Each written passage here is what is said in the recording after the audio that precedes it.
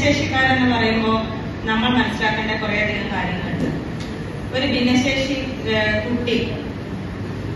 ഭിന്നശേഷി കുട്ടി എങ്ങനെയാണ് ജന്മമെടുക്കുന്നത്? അവന്റെ അച്ഛന്റെയോ അവന്റെ അമ്മയുടെയോ അല്ലെങ്കിൽ ആരുടെയോ ആഗ്രഹത്താലല്ല വരുന്നത്.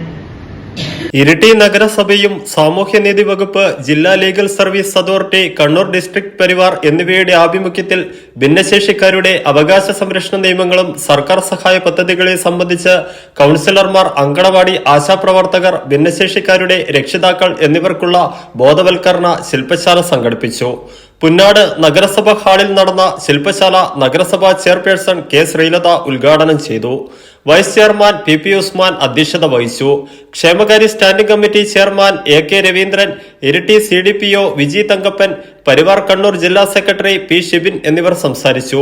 ഭിന്നശേഷിക്കാർക്കുള്ള സർക്കാർ സഹായങ്ങൾ എന്ന വിഷയത്തിൽ സാമൂഹ്യനീതി വകുപ്പ് സീനിയർ സൂപ്രണ്ട് നാസർ PKയും, ഭിന്നശേഷിക്കാരുടെ അവകാശ സംരക്ഷണ നിയമങ്ങൾ എന്ന വിഷയത്തിൽ സാമൂഹ്യനീതി വകുപ്പ് അഡ്വൈസറി ബോർഡ് മെമ്പർ MB കരുണാകരനും ക്ലാസ് എടുത്തു. അവരുടെ കാര്യങ്ങളെല്ലാം അറിയാൻ നമുക്കൊരു ശില്പശാല അത്യാവശ്യമാണ്. നമ്മളിപ്പോൾ പെട്ടെന്ന് നമ്മളോട് ആശാവർക്കന്മാരെല്ലാവരും വീട്ടിൽ പോലെയാണ്, അംഗൻവാടി ടീച്ചർമാരുടെ എല്ലാ ആൾക്കാരും വരുന്നതാണ്, അതുപോലെ തന്നെ കൗൺസിലർമാരും. നമുക്ക് എന്തൊക്കെ ഉണ്ടെന്ന് ചോദിച്ചാൽ കൃത്യമായിട്ട് നമുക്ക് പറഞ്ഞു കൊടുക്കാൻ പറ്റാത്തൊരവസ്ഥയാണ്. ആ അവസ്ഥ കുറക്കാൻ വേണ്ടിയിട്ടാണ് ഇന്ന് നമ്മൾ ഈ ശില്പശാല സംഘടിപ്പിച്ചിട്ടുള്ളത്. അപ്പൊ ശില്പശാല സംഘടിപ്പിച്ചു.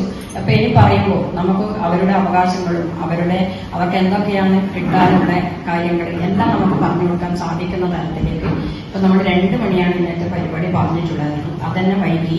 അപ്പോ ആ ഒരു ശില്പശാല കഴിയുന്നവരെല്ലാവരും ഇരിക്കണം. അപ്പൊ നമുക്ക് നമ്മുടെ കാര്യങ്ങളെല്ലാം സ്ഥാപനത്തിൽ പഠിക്കുന്ന 40% അതിലധികമോ ഭിന്നശേഷിയുള്ള കുട്ടികൾക്ക് യൂണിഫോമിനും പഠനോപകരണങ്ങൾക്കും വേണ്ടിയാണ് തുക നൽകുന്നത്. 9ാം ക്ലാസ്സിൽ പഠിക്കുന്ന കുട്ടിയാണെങ്കിൽ ആ കുട്ടിക്ക് 1000 രൂപ പഠനോപകരണങ്ങൾക്കും 1500 രൂപ യൂണിഫോമിനും ലഭിക്കുന്നതാണ്. +1, +2, ITI പോലുള്ള കോഴ്സുകൾക്ക് പഠിക്കുന്നവർക്ക് 2000 രൂപ പഠനോപകരണങ്ങൾക്കും 2000 രൂപ യൂണിഫോമിനും അവർക്ക് ലഭിക്കുന്നതാണ്.